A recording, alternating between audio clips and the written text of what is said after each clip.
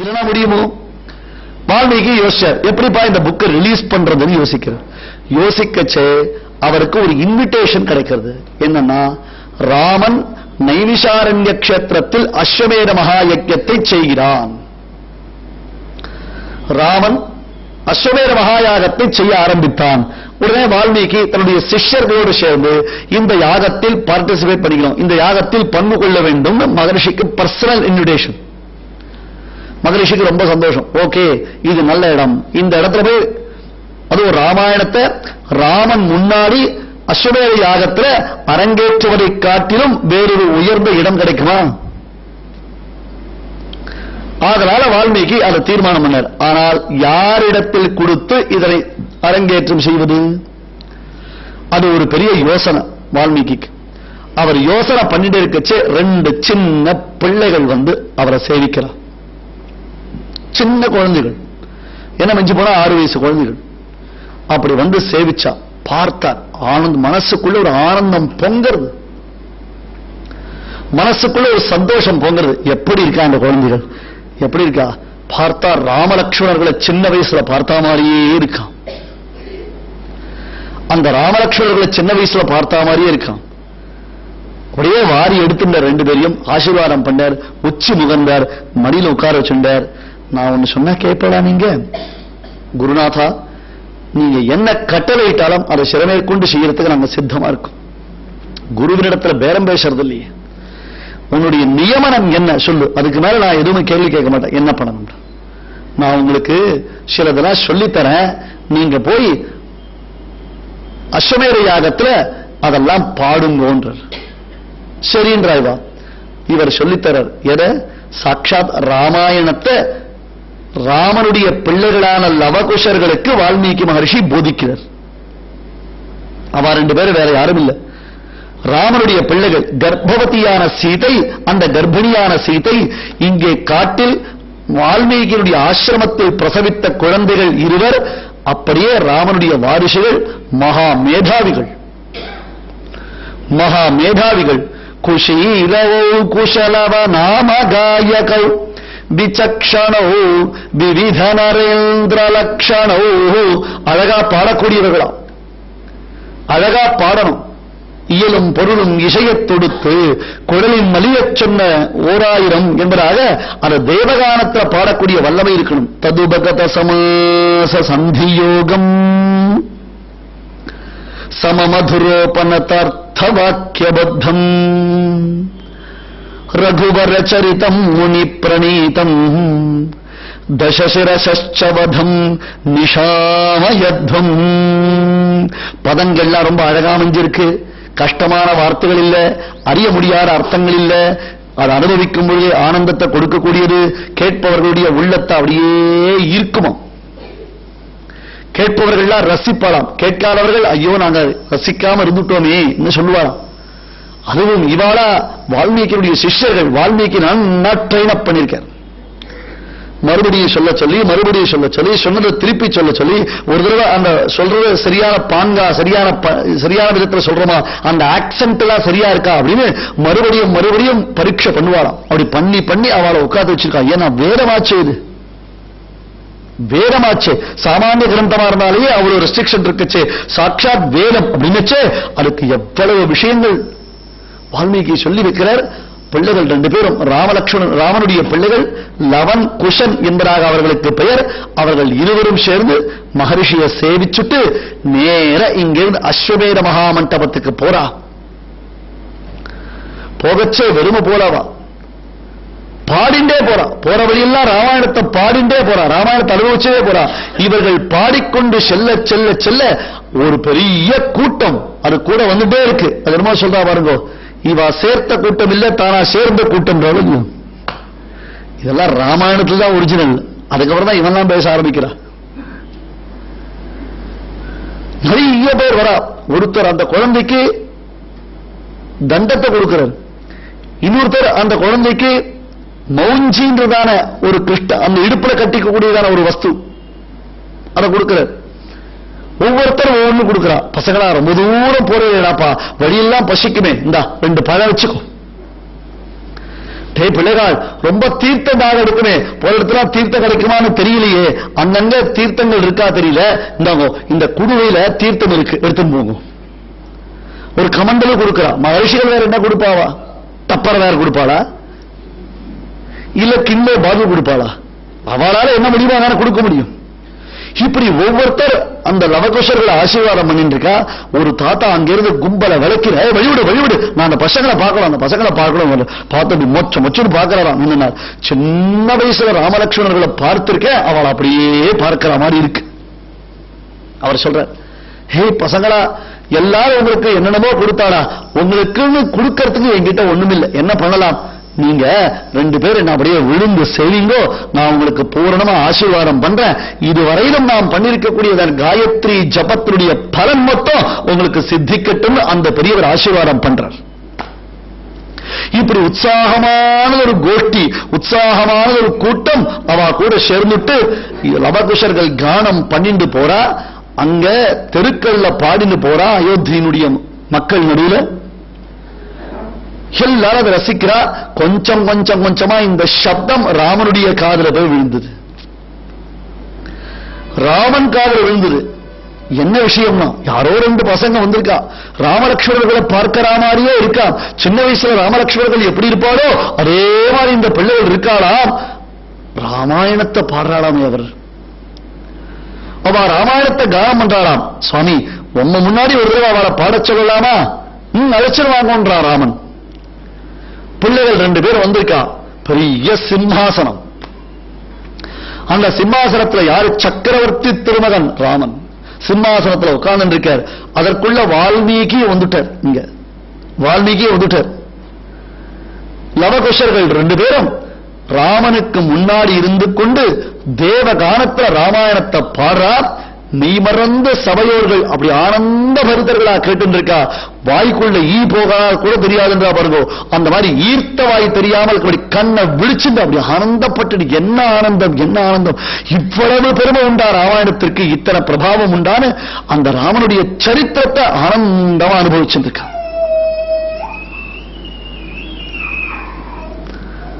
ராமனுடைய சரித்திரத்தை அவர்கள் பூர்ணமா அனுபவிச்சிருக்கா. இது நடந்துட்டே இருக்கு. அங்க என்ன நடக்கிறது கூட யாருக்கும் தெரியாது. யாரும் மெய்மறந்து அந்த சரித்திரத்தை அனுபவிச்சிருக்கா. ஒருத்தருக்கும் என்ன நடக்கிறதுனே புரியல. ஆனா யாருமே பார்க்காத ஒரு அதிசயம் நடந்தது. யாருமே கவனிக்கல, நோட் பண்ணல. என்னன்னா, சிம்மாசனத்துல ராமன் உட்கார்ந்து இருந்தாலும் இல்லையோ, ராமன் சிம்மாசனத்தை விட்டு இறங்கிட்டான். அந்த சிம்மாசனத்தை விட்டு இறங்கி அப்படி ஜனங்களோடு ஜனங்களா தரையில உட்கார்ந்து இருக்கான். மேல சிம்மாசனத்துல பிரபு இல்ல, அதை விட்டு இறங்கி ஜனங்களோட ஜனங்களா மக்களோட மக்களா தரையில வந்து உட்கார்ந்துட்டான். இதை யாருமே நோட் பண்ணல. யார் நோட் பண்ணார்? வால்மீகி மட்டும்தான் கவனிக்கிறார். ஏன்னா அவர் ஊடகம், பிரஸ் ரிப்போர்ட்டர். அதனால யார் என்ன பண்றா ஏது பண்றது கண்ணு சுழண்டே இருக்கும். அதை தான் கவனிப்பாரே தவிர்த்து பப்ளிக் எல்லாரும் பார்க்கறத கவனிக்க மாட்டார். பப்ளிக் நோட் பண்ணாத விஷயத்தை நோட் பண்ணி தலைப்புச் செய்திகள் போடுவார். அண்மை செய்தி, அதிசய செய்தி, இப்போதைய செய்தி போடுறாரு. இத வால்மீகி மட்டும்தான் கண்டார். ராமன் சிம்மாசனத்தில் இல்லையே, எங்க போயிட்டான் ராமன்? எங்க போயிட்டான்? எங்க போயிட்டான் ராமன்? சிம்மாசனத்தில் இல்லையே, எங்க அவன் போயிட்டான் அப்படின்னு கேட்டா, அதோ சுவாமி அங்க உட்கார்ந்து இருக்கான் பாருங்க, அங்க அவன் உட்கார்ந்து இருக்கான் பாருங்க அப்படின்னு. ஏன், எதனால அப்படின்னு கேட்டா, சக்கரவர்த்தி, சபைக்கு தலைவர், இதெல்லாம் கொஞ்சம் கவனிக்கணும், கவனிச்சு நீங்க புரிஞ்சுக்கணும். சபைக்கு தலைவர் அவர் சக்கரவர்த்தி இல்லையா? அந்த சக்கரவர்த்தி எழுந்துட்டார்னா உபன்யாசத்துக்கு டிஸ்டர்பன்ஸ். ராமனுடைய மனசு யோசிச்சு பாருங்க. நல்ல விஷயம் நடந்துருக்கு, நல்ல உபன்யாசம் நடந்துருக்கு, அது நடுவில் இப்படி குறுக்கிய நொடுக்கிய நாம போயிட்டு வந்துருக்கோம். எழுந்துக்கிறோம், உட்காடுறோம், டர்னு ஒரு தடவை சேரை இழுக்கிறோம், 2 தடவை புக்குன்னு இரும்புறோம். இதெல்லாம் பண்ண மேக்சிமம் எத்தனை டிஸ்டர்பன்ஸ் உண்டோ அத்தனை டிஸ்டர்பன்ஸ் நம்மளால பண்ண முடியும். ராமன், நான் எழுந்தால் இந்த சபையே எழுந்துவிடும். ஐயோ ராஜா எழுந்துட்டார், ராஜா எழுந்துட்டார், என்னவோ நடக்கிறது அப்படின்னு எல்லாரும் எழுந்துருவா. நல்ல ஃப்ளோவா போயிட்டு இருக்கிற, தாரையா போயிட்டு இருக்கிற அந்த உபன்யாசத்துக்கு ஒரு டிஸ்டர்பன்ஸ் வந்துருன்றதால மக்களுக்கு தெரியாமல், யாரும் அறியாமல் எல்லோரும் லவகுஷர்களை தான் பார்த்துட்டு இருக்காளே தவிர பின்னாடி பிஞ்சு வருதான் அந்த போஸ்டரை பார்க்கல. கேட்டா அந்த லவகுஷர்கள் மேல மட்டும்தான் இருந்ததை தவிர்த்து மற்ற விஷயங்கள் என்ன பாஷ்யம் கிஞ்சன வேத, என்ன நடக்கிறது ஏது நடக்கிறது இல்லையா. கிடைச்சிருக்கக்கூடிய வாய்ப்புல ராமாயணத்தை எவ்வளவு அனுபவிக்க முடியுமோ நம்மால அவ்வளவு அனுபவிக்கின்ற நோக்கம் மட்டும்தான் இருந்தது. அத்தனை பேர் லவகுஷர்களை பார்த்துட்டு இருக்கா. ராமன் எழுந்ததையோ, யாரும் அறியாமல் அவன் இறங்கி வந்ததையோ, மக்களோடு மக்களாக அமர்ந்திருப்பதையோ ஒருத்தர் கூட பார்க்கல. பக்கத்துல ராஜா வந்து உட்கார்ந்துருக்கான்னா, யாராவது வந்தாரா அங்கே அவரை கூட்டு இங்க வா, இங்க வந்து உட்கார்ந்துக்கோ அப்படின்னு 15 நிமிஷம் அத்தனை சேரையும் தள்ளி டர்னு இழுத்துட்டு கீழே உட்கார்ந்துருக்கோம். தொடையிலெல்லாம் ஏறி இறங்கி அவர் வந்து உட்கார்ந்துக்கிறவர்களும் 15 நிமிஷம் உபன்யாசம் போயிடும். ராஜா பக்கத்தில் வந்து உட்கார்ந்துருக்கான், ராமன் பக்கத்தில் வந்து உட்கார்ந்துருக்கான். அவன் அமர்ந்திருப்பதை கூட யாரும் கவனிக்கவில்லை. அந்த அளவுக்கு ராமன் அமைதியான வழியில் தன்னை வெளிப்படுத்திக் கொண்டான். அது சரி. இப்ப வால்மீகி இடத்துல ஒரு பெரிய கேள்வி கேட்கணும். அந்த கேள்வித்தான் நம்முடைய தலைப்பு. சுவாமி சுந்தரகாண்டம் தலைப்பு போட்டு எங்கேயோ போயிட்டு இருக்கிறே, எப்ப சுந்தரகாண்டம் வரப்போறதுன்னு கேட்கிறோமோ இல்லையோ, அதுக்குதான் இப்ப விஷயம். என்னன்னா, என்ன ஏன் சிம்மாசனத்துல என்ன அவனுக்கு டிஸ்கம்ஃபர்ட்? மேல உட்கார்ந்துருக்கான், குஷன் போட்டிருக்கு, ஜம்மன் இருக்கு, 2 பக்கம் அவனுக்கு வந்து விசிறின் இருக்கா. ராஜானா 2 பக்கம் சாமரம் போட மாட்டாளா, விசிற மாட்டாளா? பரதன் இல்லையா, லக்ஷ்மணன் இல்லையா? இவ்வளவு பேர் அவள் ராமன் உட்கார்ந்து இருக்கிறத கவனிக்கல. லவகுஷர்களை பார்த்துட்டு இருக்கா, ராமாயணத்தை அவள் அனுபவிச்சுட்டு இருக்கா இல்லையா. 2 பக்கம் சாமரம் வீசுறவா, சாமரத்தை யார் வீசிட்டு இருக்கா? அவ அப்படியே நின்றுட்டா, ஸ்டன் ஆயிட்டா. ஏன் சிம்மாசனத்தில் இறங்கினான்? சிம்மாசனத்தில் வசதி குறைவா, இடம் போடலையா? அப்பா, இது எல்லா விதத்திலும் சிறந்தவளான சாட்சாத் மங்கள தேவதையான உத்தம பதிவிரதையான அந்த சீதாதேவியுடைய உயர்ந்த சரித்திரம். இந்த சரித்திரத்தை நாம ஆசனத்தில் உட்கார்ந்து கேட்கக்கூடாது, கீழே உட்கார்ந்துதான் கேட்கணுன்றதுக்காக ராமன் கீழே இறங்கி வந்தாராம். சீதாயாச்சரிதம் மஹதே. 2வது பேர் அப்பதான் வச்சார் வால்மீகி. அதுவரையில பேர் வைக்கல. முதல்ல ராமன் சரித்திரம். ஏன்? சீதாதேவி பக்கலில் இருந்து அந்த சீதாதேவியே தானே இருந்து கொண்டு அனுபவித்ததினாலே அது ராமாயணம். ராமனுடைய பிரபாவம், ராமனுடைய பிரபாவம். ஏன்? சீதையினுடைய மனோபாவத்தினாலே அது ராமனுடைய பிரபாவம், சீதையினுடைய மனோபாவத்தினாலே அது ராமனுடைய பிரபாவம். அதே ராமனுடைய மனோபாவத்தினாலே சீதாயாச்சரிதம் மஹத். சுவாமி மணவாள மாமணிகள் காண்பிப்பார், சிறையிருந்தவள் ஏற்றமிரே ஸ்ரீமத் ராமாயணம். ராமாயணத்துக்கு பெருமை என்ன? ராமாயணத்துடைய மகாத்மியத்திற்குடைய காரணம் என்ன? சிறையிருந்தவள் ஏற்றமிரே ஸ்ரீமத் ராமாயணம். ஏதோ ராமன் வந்தான், வில்லாரி வில்லன், வீராரி வீரன், சூராரி சூரன், அதெல்லாம் ராமனுக்கு பெருமை இல்லையப்பா. சிறையிருந்தவள் ஏற்றம். அந்த சீதாதேவி 1 வருட காலம் ராவணன் வீட்டில் தான் சிறையிருக்கவில்லை என்றால் ராமனாரே தன் அவதாரத்தை பூர்த்தி செய்திருக்க முடியாது. எத்தகைய ஒரு கஷ்டத்தை, எத்தனை ஒரு கொடுமையான அனுபவங்களை எல்லாம் அவள் அனுபவித்துக் கொண்டும் ராமனுக்காக காத்துக் கொண்டிருந்தாள். ஆகையால் சிறையிருந்தவள் சீர்மையை, சிறையிருந்தவள் ஏற்றத்தை சொல்லக்கூடியதுதான் ராமாயணமே தவிர்த்து ராமனுடைய பிரபாவம் இல்லையாம். இதற்கு யார் சாட்சி? இந்த ஒரு பெயரை வைப்பதற்கு யார் அனுமதி, யார் மிகவும் விரும்பினார்கள்னா ராமனே விரும்பினார். சீதாயாச்சரிதம் மஹத். உயர்ந்த அந்த மகாதேவியினுடைய சரித்திரத்தை நாம் ஆசனத்தை அமர்ந்து கேட்பது தகாது என்று நினைத்தவனாகத்தான் ஆசனத்தை விட்டு கீழே இறங்கினோம். 3வது பௌலஸ்தியவதமித்யேவ. 3வது பெயர் பௌலஸ்தியவதமித்யேவ. ராவணவதம். தேவர்கள்லாம் போய் பிரார்த்திச்சா, ஐயோ அப்பா ராவணன் அடிக்கிற அடி தாங்க முடியல, அவனாவது பரவாயில்ல, அவன் பிள்ளை இந்திரஜித்த அளவிட அசத்தா இருக்கான். ராவணனான உள்ளூரை கொள்ளையடிக்கிறான், இந்திரஜித்து ஃபாரின் போய் கொள்ளையடிக்கிறான். ராவணன் என்ன பண்ணா? பூமியெல்லாம் அவன் பறித்தான். அவனுடைய பிள்ளை மேகநாதன் அது இந்திரலோகத்துக்கு வந்து இந்திரனையும் உட்பட அடிச்சது. இந்திரனை ஜெயிச்சதுனா அதுக்கு என்ன பேரு? இந்திரஜித் அப்படிங்கிறதுக்கு. இப்படி அப்பா பிள்ளை ரெண்டு பேரும் சேர்ந்து ஊரை கொள்ளடிக்கிறாளே சுவாமி, எப்படியாவது எங்களை காப்பாற்றணுமேன்னு தேவர்கள் எல்லாம் சென்று பிரார்த்தித்ததினாலே அந்த பிரார்த்தனையின் பலனாக ராமாவதாரம் ஏற்பட்டது. பௌலஸ்தியவதம். பௌலஸ்தியம் என்றால் ராவணனுக்கு பெயர். ராவணவதம் என்று மக்கள் மனோபாவத்திற்கு ஏற்றார் போல மூன்றாவது பெயர். சீதையின் மனோபாவத்திற்கு ஏற்றார் போல ராமாயணம், ராமனுடைய மனோபாவத்திற்கு ஏற்றார் போல சீதையின் உயர்ந்த சரித்திரம், திவ்ய சரித்திரம், மக்களின் மனோபாவத்திற்கு ஏற்றார் போல ராவண வதம். மக்களுக்கு பகவானோ பிராட்டியோ முக்கியம் இல்லை, அவளுக்கு பலன்தான் முக்கியம். பெருமாள் என்ன பண்ணாரு, இவ்வளவு கஷ்டப்படுறாரே சுவாமி, எப்படிதான் கஷ்டப்பட்டான் ராமாவதாரத்துல ராமன் அப்படின்னா அதெல்லாம் தேவையில்லை, நிம்மதியா போச்சு. ராவணன் செத்து போனானா அம்மா அடி இனிமே எங்களுக்கு பதவி கிடைச்சிடும் அப்படி நினைச்சிருந்தா தேவர்கள்லாம். தேவர்களுக்கு தேவை பதவிதானை தவிர்த்து ராமன் கஷ்டப்பட்டா என்ன கஷ்டப்படாட்டானு, அது அவருடைய மனோபாவம். ஆகையால் அந்த நாராயணனுடைய அளவிலான விளையாட்டுக்களை எல்லாம் நாரதர் உபதேசம் செய்தார். அடுத்தது பிரம்மா அதனை வழிமொழிந்தார். பின்னர் வால்மீகி மகரிஷி உயர்ந்த ராமாயணமாக எழுதினார். ராமாயணம் என்பது 7 பெரும் விபாகங்களாக 7 பெரும் பகுதிகளாக பிரிக்கப்பட்டிருக்கு. 7 பெரும் பகுதிகளாக ராமாயணம் பிரிக்கப்பட்டிருக்கு. பாலகாண்டம், அயோத்தியா காண்டம், ஆரண்ய காண்டம், கிஷ்கிந்தா காண்டம், சுந்தர காண்டம், யுத்த காண்டம், அடுத்தது உத்தர காண்டம். இது அத்தனையும் ராமாயணம். இதுல பாலகாண்டத்தில் வால்மீகி பெயர் வைத்தார். என்ன பெயர்? பாலகாண்டம். எதனால பாலகாண்டம்? ராமனுடைய பால லீலைகளை சொல்றது. ராமன் எப்படி பிறந்தான், எதற்காக பிறந்தான், தசரதனுடைய நிலை என்ன, தசரதனுக்கு 3 மனைவிகள் இருந்தால் கூட அவனுக்கு குழந்தை இல்லையேப்பா.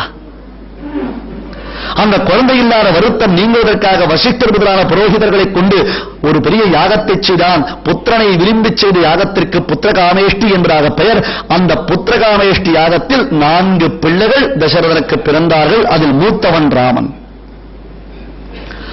அதன் பிறகு விஸ்வாமித்திர மகர்ஷி யாக சம்ரட்சணத்திற்காக ராமனை அழைத்துச் சென்று யாகத்தை காத்தல் என்பதை முன்னிட்டுக் கொண்டு சீதாதேவிக்கும் ராமனுக்கும் கல்யாணம் பண்ணி வச்சார். 12 ஆண்டுகள் சீதையும் ராமனும் திருமணம் செய்து கொண்டு மனமொத்த தம்பதிகளாக அயோத்தியில் வசித்தார்கள். அந்த கதையை சொல்றதுனால அதுக்கு என்ன பேரு? பாலகாண்டம் என்று பெயர். அதன் பிறகு அயோத்தியா காண்டம் ஆரம்பமாகிறது. அந்த அயோத்தியா காண்டத்தை ஆரம்பிக்கும் பொழுது ராமனுக்கும் சீதைக்கும் மற்றுமுள்ளதான சகோதரர்களுக்கும் கல்யாணம் முடிந்துவிட்டது. அதில் 2 சகோதரர்களான பரதனும் சத்ருகனும் தங்கள் மாமாவான கேகய ராஜா வீட்டிற்கு சென்றிருக்கிறார்கள். இப்படியே 12 ஆண்டுகள் உருண்டோடிவிட்டன. 12 ஆண்டுகள் உருண்டோடிவிட்டன. ஒரு நாள் தசரதன் கண்ணாடியில மூஞ்ச பார்த்துட்டாராம். கண்ணாடியில மூஞ்ச பார்த்தா அப்பதான் அவன் காது கிட்ட ஒருத்தர் ரொம்ப டாப் சீக்ரெட் மேட்டரா சொன்னார்.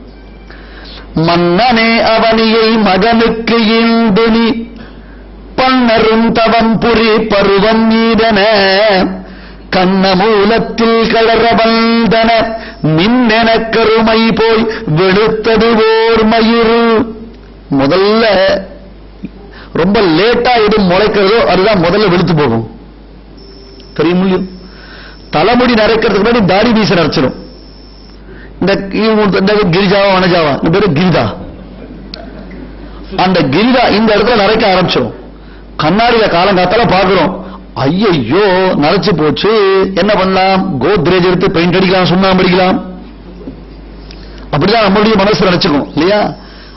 அது என்ன பண்ணிட்டான்? மன்னனே அவனியை மகனுக்கு ஈந்து நீ.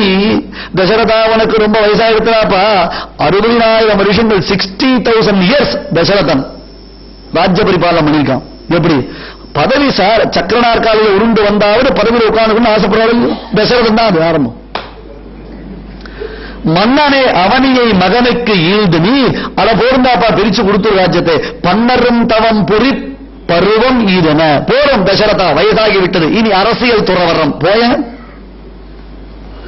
பன்னரும் தவம் புரி பருவம் ஈதன, நீ தவம் செய்வதற்கு இதுதான் சமயம் என்று கண்ண மூலத்தில் கலர வந்தன.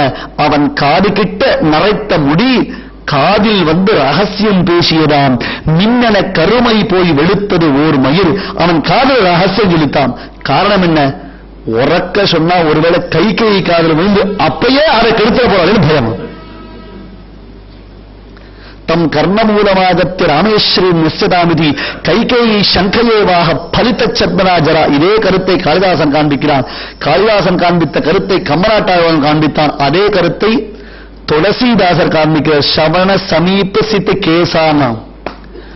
ஸ்ரவண சமீபசித்த கேசா, சித்த கேசா, வெளுத்த மயில் காலிகிட்ட வந்து போடா போடான்னு ராஜ்யத்தை ராமனிடத்தில் ஒப்படைக்கிறான்னு தீர்மானம் பண்ணான். மந்தரை என்பவள் கைகேயினுடைய மனதை கடைந்தால், கலக்கினால், தேவர்களும் அசுரர்களும் பார்க்கடலை கடைந்தரை போன்று கைகேயின் மனதை மந்தரை கலக்கினதாலே கைகேயி வரம் பெற்றால் தசரனிடத்தில் 14 ஆண்டுகள் ராமன் வனவாசம் செல்ல வேண்டும், பரதன் ராஜ்ய பரிபாலனம் செய்ய வேண்டும். அப்புறம் ராமன் கிளம்பினான், பின்னாடியே சீதாதேவி கிளம்பினான், பின்னாடியே லக்ஷ்மணன் கிளம்பினான். என்ன ஆச்சு? அயோத்தி நகர் முழுவதுமே கிளம்பியது ராமன் பின்னாடி. அன்னைக்கு ராமன் காட்டுக்கு போன சந்தர்ப்பத்தில் யார் ராமன் கூட போகல அப்படின்னு கேட்டா, அங்கங்க மாளிகைகளில் ஏற்பட்டு இருந்ததான சித்திரங்கள் இருக்கு பாருங்க, சிற்பங்கள், சிலைகள், சித்திரங்கள், அவைகள் மட்டும்தான் ராமனை ஃபாலோ பண்ணலை தவிர்த்து மற்றபடி உலகமே ராமனை ஃபாலோ பண்ணிட்டு ஒரு வழியா ராமன் காட்டுக்கு போனான். எதுவுமே தெரியாத அப்பாவி பரதன், அவனுக்கு ஏதாவது விஷயம் தெரியுமா, நடந்த சமாச்சாரம் தெரியுமா, அவனுக்கு யாராவது ட்விட்டர்ல நியூஸ் போட்டாளா, பிளாஷ் நியூஸ் போனானா, தெரியவே தெரியாது. அவ அம்மா அனாவசியமா பரதன் பேர்ல ஒரு பழிய உண்டாக்கினான். நோயீரல்லீர் முன் கணவன் உயிர் உண்டீர் பேயீர் இருக்க பெறுவீரோ மாயாவன் படி தந்தீர் முறை தந்தீர் தாயீர் இது எனக்கு என் தருவீரோ. அம்மா, எனக்கு பாலை கொடுத்து வளர்த்தாய், பாலை கொடுத்து வளர்த்தாய் என்று சந்தோஷத்தோடு இருந்தே கடைசியில பழியை புகட்டி வளர்த்தாயே. நீ எனக்கு பால் புகட்டி வளர்க்கவில்லை தாயே, எனக்கு பழியை புகட்டி வளர்த்தாய். மாயாவன் பழி தந்தீர் முளை தந்தீர் இனி எனக்கு என் தருவீரோ. இனி உன்னிடத்திலிருந்து நான் பெறுவதற்கு என்ன இருக்கு? எல்லாம் போச்சு. நான் எங்கு என் ராமன் இருக்கிறானோ அந்த ராமன் இருக்கும் இடம்தான் எனக்கு அயோத்தி. ராமன் இல்லாத அயோத்தி எனக்கு சுடுகாட்டுக்கு சமம் என்று பரதன் அனைத்தையும் வெறுத்து சித்திரக்கூடத்தில் ராமனுடைய திருவடி பணிந்து ராமானி ராஜ்யத்தை ஏற்றுக்கொள்ள வேண்டும் என்று பிரார்த்தித்தான். ராமன் தன்னுடைய பாதுகைகளை பரதனுக்கு அளித்தான், பணயமாக வைத்தான், ஜாமீன். பிறகு பரதன் அந்த பாதுகைகளை கொண்டு வந்து நந்தி கிராமத்தில் பாதுகா பட்டாபிஷேகம் செய்து வைத்து பாதுகா சேவகனாக வாழ்ந்த சரித்திரம் முழுவதும் வர்ணிக்கப்படுவதனால் அயோத்தியில் நடைபெற்ற சம்பவங்கள், அயோத்தியினுடைய நிலை, அயோத்திக்கு ஏற்பட்ட மாபெரும் துயரச் சம்பவம் வர்ணிக்கப்படுவதனாலே அதற்கு அயோத்தியா காண்டம் என்று பெயர். அது முடிந்து ராமன் தண்டகா தபோவன ஜங்கம பாரிஜாதா மொபைல் பல்பொருள் சிறப்பு அங்காடி எது கேட்டா கிடைக்கும். என்ன சார், ஒரு பெரிய ஷாப்பிங் மால் இருக்கு, பெரிய ஷாப்பிங் மால். உள்ள போனா உன் கிரெடிட் கார்டு தேயாம வெளில வரவே முடியாது. இழப்புலி வச்சு தேக்கிற மாதிரி அதை ஸ்வைப் பண்ணி ஓட்டாண்டியா தான் வெளில வர முடியும். அப்படி இருக்கு ஒரு பெரிய ஷாப்பிங் மால். அந்த ஷாப்பிங் மாலுக்கு போய் ஷாப்பிங் பண்றது ஓகேவா, அல்லது அந்த ஷாப்பிங் மாலே பை வீல்ஸ்ல வந்தா எப்படி இருக்கும்? இன்னும் 4 கார்டு வீட்டில் வாங்கி வச்சுக்கலாம் இல்லையா? அந்த மாதிரி ராமன் கேட்டதையெல்லாம் அளிக்கக்கூடிய கற்பக தரு இல்லையா, தன்னை தரும் கற்பகம் ஐயா என்னப்பன் என் பிரபு. ஏன்னா கற்பக மரம் ஒன்று இருக்கு வச்சுக்கோங்க, அந்த கற்பக மரத்துக்கிட்ட போய் என்ன கேட்டாலும் கொடுக்கும்ல. கற்பக மரம் ஒன்று இருக்கு தெரியுமா, அது என்ன கேட்டாலும் கொடுக்கும், நீ எதை விரும்பினாலும் கொடுக்கும், சந்தேகமே கிடையாது. ஆனால் நாம் விரும்புவது நமக்கு தேவையானதா தேவையற்றதா என்பதை தீர்மானித்து அளிக்கும் வல்லமை இதுக்கு கிடையாது. ஒருத்தன் நல்ல பாலைவனத்தில் போயிட்டு இருக்கான், தாறு பாலைவனம். அது மாதிரி ஒரே வெயில்னா வெயில், தாபம்னா தாபம், முடிய வேலை, நாக்கெல்லாம் வறண்டு போச்சு, ஒண்ணுமே பண்ண முடியல, உயிரே போயிடும் போல இருக்கு. அப்ப அந்த பாலைவனத்துக்கு நடுவில் ஒரே ஒரு மரம், அந்த மாதிரி வெயிலுக்கு நடுவில் ஒரு மரம், நிழல் தரக்கூடிய மரம். அம்மாடா எப்படி இருக்கும்.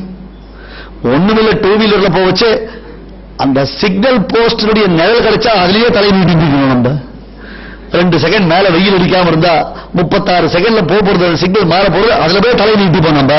இந்த மாதிரி கோடையில ரொம்ப அந்த தாபத்துல தவிச்சிருக்கிறான். மரத்தினுடைய நிழல், அம்மாடா அப்படி போய் நிக்கிறான், அந்த மரத்துக்கு கீழே போய் நிக்கிறான். நிக்கச்சே ஐயோ இவ்வளவு வெயிலாச்சே, எங்கேயாவது சில்லுன்னு நல்ல ஃப்ரீசர்ல வச்சா மாதிரி ஒரு மாசா கிடைச்சா எப்படி இருக்கும்? உடனே ட்ரோயம் சத்தம், ஒரு மாசா பக்கத்துல வந்துருது. அந்த பேக்ரவுண்ட் மியூசிக் தான் வருது, மாயாஜாலெல்லாம். ஒரு மாசா பாட்டில் வந்துருது. எங்க வந்தது, எப்படி வந்தது, அதெல்லாம் யோசிக்க. இவனுக்குதான் தாகமாச்சே, எடுத்தான் மடக்கு மடக்கு மடக்கு மடக்கு அந்த மாசா கூட அப்பாடா ஆயிடுச்சு. ஆனா பசிக்கிறது, ரொம்ப சாப்பாடு இல்லையே, ரொம்ப சார் நல்ல ஒரு ஃபுல் மீல்ஸ் அன்லிமிட்டெட் வந்தா எப்படி இருக்கும்? அடுத்த ட்ரோயம், அடுத்த சவுண்டு, உடனே எதிர ஒரு டேபிள், அது அழகா ஒரு கிளாத் போட்டு ஒரு ஃபுல் மீல்ஸ் வந்துடுத்து. அதுவும் நல்ல டேஸ்ட், எப்படிதான் தெரியல. எடுத்து சாப்பிட்றான், வாட்டர் இருக்கு, எல்லாம் சாப்பிட்றான், நல்லா சாப்பிட்றான். யோசிக்கலாமா? யோசிக்கல. அடுத்தது என்ன பண்ணான் அப்படின்னு கேட்டா, சாப்பிட்டாச்சு, உண்ட களைப்பு தொண்டருக்கும் உண்டு. இந்த இடத்துல ஒரு நல்ல எம்எம் ஃபோம் டியூரோஃப்ளெக்ஸ் இருந்தா எப்படி இருக்கும்? அடுத்த ட்ரையம் அதுவும் வந்துருது. ஏறி படுத்துட்டான், நல்ல குஷன், அழகா சுகமா இருக்கு. வந்தான், கை காலெல்லாம் வலிக்கிறது, ரொம்ப சமத்துல இருக்கான். யாராவது கைய கால அமுக்கி மசாஜ் பண்றதுக்கு 2 பேர் அசிஸ்டன்ட், அதுவும் வந்தாச்சு. இப்பயாவது கொஞ்சமாவது யோசிக்கணும். ஆனா அது பைத்தியம் என்ன பண்ணிட்டுன்னா, அது ஆக்சுவலி கற்பக மரம், கேட்டதையெல்லாம் நினைச்சதெல்லாம் கொடுக்கக்கூடிய கற்பக மரம் அது. அதுக்கு கீழே உட்கார்ந்துருக்கான் இவன். அப்ப நினைச்சு பார்க்கறான், இந்த மாதிரி தண்ணி கேட்டோம் தண்ணி வந்தது, சாப்பாடு கேட்டோம் சாப்பாடு வந்தது, அப்புறம் கட்டில் கேட்டோம் கட்டில் வந்தது, கை காலமைக்கு வரதுக்கு ஆள் வந்தது இருக்கு. நாம இப்படி தூங்கிட்டே இருக்கச்சே திடீர்னு ஏதாவது ஒரு புலி வந்து நம்மள அடிச்சு, அவ்வளவுதான் விஷயம் முடிஞ்சு போச்சு. நினைச்சா வந்துருவா வராதா? நாம இப்படி தூங்கிட்டே இருந்துச்சு, ஏதாவது ஒரு புலி வந்து நம்மள அடிச்சு அதுக்குள்ளே முடிஞ்சு போச்சு. ஏன்னா கற்பக மரம் நீ கேட்டதெல்லாம் கொடுக்குண்டா, ஆனா அது உனக்கு தேவையானதா தேவையற்றதா என்பதை ஆராய்ந்து பார்க்கக்கூடிய ஒரு திறன் அதுக்கு கிடையாது. ஆனால் எம்பெருமான் என்னும் கற்பக விருட்சம், தன்னை தரும் கற்பக விருட்சம், அது மகரிஷிகளுடைய ஆசிரமங்களுக்கு தேடி தேடி தேடி சென்று அவர்களுக்கு அருள் பாலித்த உயர்ந்த கற்பக விருட்சம் இல்லையா? ஆரண்ய காண்டம் முழுவதும் ராமன் என்ன பண்ணான், ஒவ்வொரு மகரிஷிகள் ஆசிரமத்திற்கு போனான். அதுக்கப்புறம் அங்க ஒரு மேசிவ் என்கவுண்டர், ஒரே சமயத்தில் ஜனஸ்தானத்தில் 14,000 பேர். எதுக்காக? ஒண்ணும் பண்ணல, ஒரு சாதாரண விஷயம். சூர்பனகைக்கு பிளாஸ்டிக் சர்ஜரி பண்ண லட்சுமணன், வேற ஒண்ணும் பண்ணல. ஏன்னா இந்த பசங்க நம்ம பார்த்து குழந்தைகள்லாம் ரிசப்ஷன்ல மேக்கப் போட்டு நிக்கிற மாதிரி சூர்பனகைக்கு ஒரு டெக்கரேஷன் பண்ணி வச்சான். சூர்பனகைக்கு எப்படி டெக்கரேஷன் இவாளை பார்த்தா தெரியும். ஏற்கனவே அசடு வயிறு மூஞ்சில ஆயில் மேக்கப் போட்டுக்கிறதுக்கு எப்படி இருக்கும் பாக்குறதுக்கு? அந்த மாதிரி சூர்பனகை விஷயமாக ஒரு பெரிய யுத்தம் நடந்தது. ஜனஸ்தானத்தில் 14,000 அரக்கர்களை அவன் வதம் செய்தான். தூஷண ஜனநிதி சோஷண தோஷித ரிஷிகண கோஷித விஜய கோஷண கரதர கரதரு கண்டன சண்ட பவன திசப்தரக்ஷசகஸ்ர நலவன விலோலன மகாகலப அசகாய சூர அனபாய சாகச மகித மகாமிருத தரிசன முதித மைதிலி திருடதர பரிரம்பண விபோ விரோபித விகட வீரௌகண சுவாமி ராഘவ சிம்ம நமஸ்தே புனஸ்தே நமஹ. அனாயாசமாக கர்ணன், தூஷணன், திரிசேஸ் முதலானவர்களை எல்லாம் பத்தம் செய்து அங்கிருந்து அந்த சீதாதேவி ஓடி வந்து அப்படியே பெருமாள் ராமனை கட்டிட்டான். இதைத்தான் எதிர்பார்த்தேன் ராமன். ஏன்னா கீழே கிளம்பச்சு அவன் என்னமோ சொன்னா, பஞ்சதேலாக்கெல்லாம் பேசினான். ஐயோ நான் யாரோ ஒரு ஆம்பளை தான் கல்யாணம் பண்ணேன்னு நினைச்சேன், கடைசியில் ஆம்பளை வேஷத்தில் இருக்கிற ஒரு பொம்பளைன்னு தான் சீத்தை சொன்னான். சொல்லக்கூடாத பேச்சுக்களை எல்லாம் பேசினார். அதையெல்லாம் பெருமாள் இந்த சமயத்தில் வாய் திறந்து பதில் சொல்லல, தன்னுடைய ஆக்ஷன்ல காமிச்சார். முடிஞ்சது. அதுக்குள்ள சூர்பனக ராவணன் கிட்ட போனா, அந்த சமயத்தில் சூர்பனகையை பார்த்து ராவணனே பயந்து விட்டான். என்னடியம்மா என்ன இது சமாச்சாரம்? ஏன்னா மூக்கு போச்சு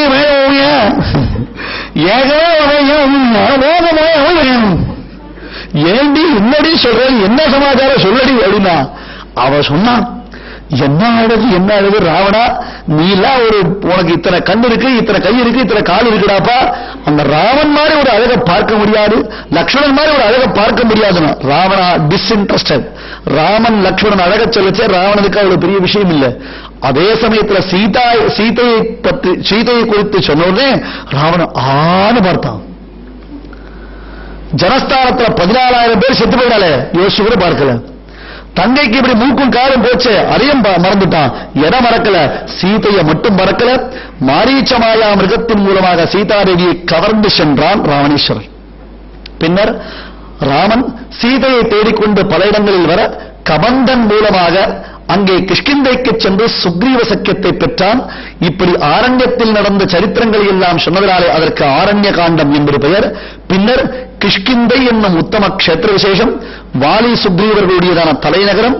அதில் தவறு செய்தவனான வாலிக்கு தகுந்த தீர்ப்பாக தண்டனை அளித்து வாலியை கொன்று, ராமா, நான் செய்த தவறுக்கு நீ அளித்த தண்டனை தகும் என்று வாலியை ஒப்புக்கொண்ட பிறகும் இன்றும் பல பட்டிமன்றங்களில் இவர்கள் சொன்னாக என்று தலையை உருட்டும்படியாக அந்த தலைப்பை வைத்துவிட்டு ராமன் கிஷ்கிந்தையில் சுக்ரீவனுக்கு ஒரு அரசாட்சி, அந்த சுக்ரீவனுக்கு பட்டாபிஷேகம் பண்ணி வச்சாச்சு. எல்லாம் முடிஞ்சது. அதுக்கப்புறம் 4 மாதங்கள் மழைக்காலம் முடிந்து சீதையை தேடுவதற்காக சுக்ரீவன் வானர சைன்யங்கள் அனுப்பினான். ஆளாளுக்கு ஒரு டைரக்ஷன் போனான். பெரிய பெரிய பெட்டாலியன் போச்சு. அதுல சதர்ன் ரீஜன் தென் திசையை நோக்கி பெரும் வானர சைன்யம் புறப்பட்டது. ஜாம்பவான், அங்கதன், ஹனுமான் முதலான வீராதி வீரர்கள், சூராதி சூரர்கள் அதில் இருந்தார்கள். அத்தனை பேர் சேர்ந்து கிளம்பி போனா தென் திசையை நோக்கி. சுக்ரீவன் சொல்லிட்டான், இந்த டியூரேஷனுக்குள்ள கண்டுபிடிச்சு வரணும், இல்ல என்ன சமாச்சாரம் ஏதுன்னு எனக்கு தெரிஞ்சுக்கணும். கண்டும் பிடிக்கிற டியூரேஷன் தாண்டி 1 மாசம் தாண்டி கண்டும் பிடிக்காமல் நீங்க என்கிட்ட வந்தேன்னா உங்க அத்தனை பேருக்கு சிரச்சேதம்னு சுக்ரீவன் சொல்லிட்டான். சுக்ரீவனுடைய கமாண்ட், லீடர்ஷிப் பெரிய விஷயம், அதை யாராலும் ஒண்ணும் பண்ண முடியாது. அப்படி சுக்ரீவன் கட்டளையிட்டான். தென் திசைக்கு சென்ற மாணவர்கள் எவ்வளவோ இடங்கள்ல தேடி பார்த்தா எங்கேயுமே சீத்தை கிடைக்கல. கடைசியில எல்லாரும் ஒரு தீர்மானம் பண்ணா. என்ன பண்ணா? கடற்கரையில் உண்ணாவிரதம் இருந்து உயிரை விடுவது. உண்மையிலேயே காரத்தில் நல்ல டிஃபன் சாப்பிட்டுட்டு ஒரு பெரிய கட்டில் போட்டு 4 பக்கம் ஏர்கூலர் வச்சுட்டு கடற்கரையில் உண்ணாவிரதத்தை ஆரம்பிச்சுட்டு 11:30 மணிக்கு கோரிக்கைகள் நிறைவேற்றுவதாக வாக்குறுதி அளிக்கப்பட்டதாலே உண்ணாவிரதம் வாபசன் உண்ணுவதற்கு ஆட்டுக்கு வந்த உண்ணாவிரதம் இல்லை. இது ஒரிஜினலாக வானர சைன்யங்கள்லாம் நாங்க சுக்ரீவன் கையால் மடிவதை காட்டிலும், சுக்ரீவன் கையால் இறப்பதை காட்டிலும் நாங்களாகவே பிராயோபவேசம் இருந்து, பிராயோபவேசம் அர்த்தம் உண்ணாவிரதம் இருந்து, ஒரிஜினலா எழுதினா சாகும் வரையிலும் உண்ணாவிரதம். சில பேர் இப்ப எழுதி வைக்கிறான் பாருங்க, பேனர்ல எழுதி வைக்கச்சவே சாகும் வரை உண்ணாவிரதம். ஏன் இப்படி எழுதுறா? கோரிக்கை நிறைவேறும் வரை உண்ணாவிரதம் எழுதுவாளா, இல்ல உட்காந்துக்கு சேவை செத்து போகணும்னு பிரதீட்சை பண்ணுவாளா? அநியாயமா இல்ல? கோரிக்கை நிறைவேறும் வரை உண்ணாவிரதம் போட்டா ஒரு லாஜிக் இருக்கு. சாகும் வரை உண்ணாவிரதம். அப்ப இதுங்களுக்கே தெரியுது அவருடைய கோரிக்கை நிறைவேறாதுன்னு. என்ன ஒரு பண்பாடுவே புரியல. குரங்குகள் சொல்லித்து, கரடிகள் சொல்லித்து. ஐயோ, ஒரு மகாராஜா, யாரவர்? ஜட்டாயு மகாராஜா. அந்த ஜட்டாயு மகாராஜா ராமனுக்காக உயிரை விட்டாரு. அல்லலுற்ற பொழுது அஞ்சேல் என்ற என் நல்லவன் தோற்பதை நரகம் வெல்வது, வெல்வதும் பாவமோ வேதம் பொய்த்ததோ இல்லையோ அறம் என்று இறங்கி ஏங்கினாள். யாருக்குமே கிடைக்காத பெரும் பாக்கியம் ஜடாயுக்கு கிடைச்சது. என்ன தெரியுமா? யோசிச்சு பாருங்க. தசரதன் தவமிருந்து 4 பிள்ளைகளை பெற்றெடுத்தான். உயர்ந்த பிள்ளைகள், சூராதி சூரர்கள், வீராதி வீரர்கள். அவர்களை போன்ற உலகத்தில் சிறந்த பிள்ளைகளே கிடையாது. ஆனால் தசரதன் இறக்கும் போது ஒரு பிள்ளை கூட பக்கத்தில் இல்லையே. ஒருத்தன் அமெரிக்கால, ஒருத்தன் ஆஸ்திரேலியால, ஒருத்தன் அண்டார்டிகால இருந்தான். ஒருத்தர் கூட அப்பாவுக்கு கொல்லி பொறுத்து வரலையே. சாதாரண ஒரு பறவை சுவாமி, ஒரு கழுகு, அந்த பறவையை சீதை அணைத்துக் கொண்டால், அந்த பறவையை ராமன் தன் மடிமீது போட்டுட்டான். தன் கையால அந்த பறவைக்கு ராமன் கொல்லி போட்டான். தவமிருந்து பெற்றெடுத்த பிள்ளை ராமன் கையால தசரதனுக்கு கொல்லி இல்லையே. இந்த பாக்கியம் யாருக்காவது உண்டா? பகவானுக்காக, எம்பெருமானுக்காக நாம் நம்மையே சமர்ப்பித்தால் அவன் எந்த அளவிற்கும் நமக்காக பரிந்து காரியங்களை செய்வான் என்பதற்கு இந்த ஜட்டாயு மகாராஜர் ஒரு நேர் சாட்சி. எங்க போய் சேவிக்கிறான்? இதோ பக்கத்துல செய்யார்ல ஒரு பெருமாள் இருக்கார், சம்பாதி கோதண்ட ராமர், ஜட்டாயுடைய அண்ணா. ஜட்டாயுடைய அண்ணா சம்பாதி. அந்த சம்பாதிக்கு அருள் பாலித்த பெருமாள் சம்பாதி கோதண்டராமர். அதை தாண்டி கொஞ்ச தூரம் போனா தாமல் பக்கத்துல திருப்புட்குழி பாலுச்செட்டி சத்திரம் பக்கத்துல 108 வைணவ திருத்தலங்களில் ஒரு திருத்தலம் அது. இந்த பெல்ட் முழுக்க ராமாயண பெல்ட் திருமொழியோ. இந்த பக்கத்துல கொளப்பலூர் இருக்கு, கொளப்பலூர் ஊர் இருக்கு, இஞ்சிமேடு பக்கத்துல. அந்த பெருமாளுக்கு என்ன பேர் தெரியுமா? கரதூஷண பெருமாள் பேர். அவருக்கு கரதூஷண பெருமாள் பேரு. நெற்குன்றத்துல ராமன் எப்படி இருக்கார்? சுகபிரம்மத்துக்கு ராமன் அனுகிரகம் பண்ணி பட்டாபிஷேக திருக்கோலத்துல நெற்குணத்துல ராமன் நெற்குன்றத்துல சேவசாரிக்கிறார். பக்கத்துல ரகுநாத சமுத்திரம். ராமன் இந்த பெல்ட் முழுக்கவே ராமனுடைய சரித்திரம் நடந்த இடம் இது. பக்கத்துல கரதூஷணம் நடந்திருக்கு. இந்த பக்கம் சம்பாதிக்கு பெருமாள் மோட்சம் கொடுத்திருக்கார், அந்த பக்கம் ஜட்டாயு மகாராஜனுக்கு மோட்சம் கொடுத்திருக்கார். இது அத்தனையுமே ராமாயண சம்பந்தப்பட்ட கஷேத்திரங்கள். இதெல்லாம் அதை தெரிஞ்சுக்கணும் நீங்க. அதே மாதிரி பத்மாவதி தாயாருடைய அவதார புண்ணிய பூமி இது ஆரணி நதி. எப்படித்தான் இருந்தது அந்த ஆரணி நதி? அதில் இருக்கக்கூடிய வெள்ளம் என்ன, நாககமண்டல நதி ஆரணி நதியும் ஒன்னா சேர்ந்து புண்ணிய பூமி ஆக்கிட்டு இந்த பூமியை திருவரங்கத்தை போல. இதுக்கு பெருமை. இந்த முழுக்க இந்த ஏரியா முழுக்க ராமன் இருக்கிறதுனால தான் இதை கொஞ்சம் தூரம் நாம தள்ளி போன உடனே பள்ளி கொண்டா ரங்கநாத பெருமாள். எப்படி அயோத்தியிலிருந்து ரங்கநாதன் எப்படி ஸ்ரீரங்கத்துக்கு வந்தானோ அந்த மாதிரி இங்க ரங்கநாத பெருமாள் பள்ளி கொண்டால இருக்க. முழுக்க ராமாயண சரித்திரம். கொளப்பலூர்ல போய் பெருமாளை சேவிங்கோ. தத்துவ சங்கிரக ராமாயணம் ஒரு ராமாயணம் ஆயிரக்கணக்கான ராமாயணம் உண்டு. அதுல தத்துவ சங்கிரக ராமாயணம் ஒரு ராமாயணம். அந்த தத்துவ சங்கிரக ராமாயணத்துல கரதூஷணர்களுக்கு ராமன் மோட்சத்தை அளித்த வரலாறு சொல்லப்பட்டிருக்கிறது. சம்பாதிக்கு ராமன் முக்தி அளித்த வரலாறு சொல்லப்பட்டிருக்கு. அதனால்தான் சம்பாதி கோவன் ராமன். ஜட்டாயு திருப்புட்குழி விபுரேசம். அந்த ஜட்டாயுவுக்கு ராமன் தன் கையால கொல்லி போட்டான், சம்ஸ்காரம் பண்ணினான். அது அதையால தன் ஆத்மாவையே ராம கைங்கரியத்திற்காக சமர்ப்பித்த உத்தமன் ஜட்டாயுவாச்சு. அந்த ஜட்டாயு செய்த ஒரு நற்காரியத்தை போன்று நம்மால் ராம கைங்கரியத்தில் ஈடுபட முடியலையே, நான் பேசாமல் உயிரை விட்டுடலாம் அப்படின்னு எல்லா குரங்கும் பேசுறது. இது கடற்கரையில் நடக்கிறது. அந்த கடற்கரையில கொஞ்ச தூரத்தில் ஒரு பிரம்மாண்டமான பருந்து, ஒரு கழுகு. அந்த கழுகு அதால பறக்க முடியாது. அதுதான் பெண்குயின் ஆரிஜன், பறவை இனம். ஆனால் பறப்பதற்கு முடியாது, இறக்கை கிடையாது. பெண்குயின் அங்கதான் ஆரம்பம். அந்த கழுகு பார்த்தது, ஐயோ நமக்கு நல்ல சாப்பாடு கிடைச்சிருக்கிறாப்பா, நம்மால போய் சமுத்திரத்துல நீச்சல் அடிக்க முடியல, எங்கேயும் பறந்து போக முடியல, நமக்கு நிறைய சாப்பாடு கிடைச்சிருக்கு. இத்தனை குரங்குகளும் கரடிகளும் ஒரே இடத்துல கிடைச்சா அதுக்கு சாப்பாடு தானே. ஒரு வாரத்துக்கு ஃப்ரிட்ஜில் வச்சு சாப்பிடலாம். வீட்டில் பண்ண சாப்பாடே ஒரு வாரம் ஃப்ரிட்ஜில் வச்சு சாப்பிடலாம். பழையது பொட்டின்னு பேர் இருக்கு. காலைல பண்ணது ராத்திரி எடுத்து சாப்பிடுறதுக்கு, ராத்திரி பண்றது காலைல எடுத்து சாப்பிடுறதுக்கு, புனரப்பி ஜனனம் புனரப்பி மரணம் புனரப்பி ஜனனி ஜட்டரே சயனம்னு அது சுத்தி சுத்தி வந்துட்டு இருக்கு பாருங்க. பழையது பொட்டி இல்லையா? அந்த மாதிரி அந்த கழுகு நினைச்சது இதுகளெல்லாம் கொத்தி சாப்பிடலாம்னுச்சே. குரங்குகள்லாம் பயந்து, ஐயோ போய் ஒரு கழுகு கையால நாங்க உயிரை விட போறோமே, ஜட்டாயு பண்ண கைங்கரியத்தை நாம பண்ணலையே, ஜட்டாயு மகாராஜர் போயிட்டாரே, சுக்ரீவர் என்ன சொல்லுவாரோ நீ சொல்லச்சே. இந்த பெரிய கழுகு கேட்கறது என்னது, என் தம்பி செத்து போயிட்டானா கேட்கறது. என் தம்பி செத்து போயிட்டானா? உன் தம்பி செத்து போயிட்டானா? யாரு? ஜட்டாயு என்னுடைய தம்பி. என்னுடைய தம்பி. இந்த கழுகுக்கு சம்பாதி என்று பெயர். இதுவும் ஒரு கழுகு, ஜட்டாயு ஒரு கழுகு. அண்ணன் தம்பி ரெண்டு பேர் டூர் போனா. எந்த லோகத்துக்கு? சூரிய லோகத்துக்கு. சூரியனை நோக்கி பறந்து கொண்டிருக்கும் பொழுது சூரிய கிரணங்களுடைய வெப்பம் தாழாமல், சூரிய கிரணத்துடைய வெம்மை தாழாமல் ஜட்டாயு தம்பி ரொம்ப தவிக்க அண்ணனான சம்பாதி தன் சிறகுகளினாலே தம்பியை அணைத்துக் கொண்டார். அப்பொழுது தம்பி காப்பாற்றப்பட்டான். ஆனால் சூரிய கிரணங்கள் அண்ணனுடைய சிறகுகளை சுட்டரித்தன. எனவே சம்பாதி அது முதற்கொண்டு சிறகிழந்த பறவை. இப்ப வயசா எடுத்து சம்பாதிக்க, ஐயோ என் தம்பி போயிட்டானா, என் தம்பி போயிட்டானா. குரங்குகளை பார்த்து சொல்லுப்பா, எனக்கு ஒரு பெரிய உபகாரம் பண்ணுவீடா, ஒரு பெரிய உதவி பண்ணுவீடா. என்ன? என் தம்பி இறந்துட்டான்னா என் தம்பிக்கு நான் தர்ப்பணம் பண்ணணும். பறவை மனுஷன் பண்றதில்லை. முன்னோர் கடன், நீத்தார் கடன்களை மனுஷனே பண்றதில்ல. ஒரு ஆடி அமாவாசை தை அமாவாசை அந்த 2 நாளாவது தன்னுடைய முன்னோர்களை நினைச்சு திதி கொடுக்கணும்ன்றது யாருக்கு, எத்தனை பேருக்கு தோன்றது? எத்தனை பேர் அந்த காரியம் பண்றா? இங்க அந்த கழுகு சொல்றது, என் தம்பிக்கு நான் நீத்தார் கடன் கொடுக்கணும், என்ன கொஞ்சம் கைத்தாங்கலா பிடிச்சுண்டு சமுத்திரம் கிட்ட அழிச்சுட்டு போறீடா அப்படின்னு அங்க போய் தன் தம்பிக்கு தர்ப்பணம் பண்ணி நான் சம்பாதி பண்ணிட்டு, நீங்க ராமான்னு சொல்லச்சே சட்டுன்னு எனக்கு உள்ள ஒரு புத்துணர்ச்சி உண்டாது.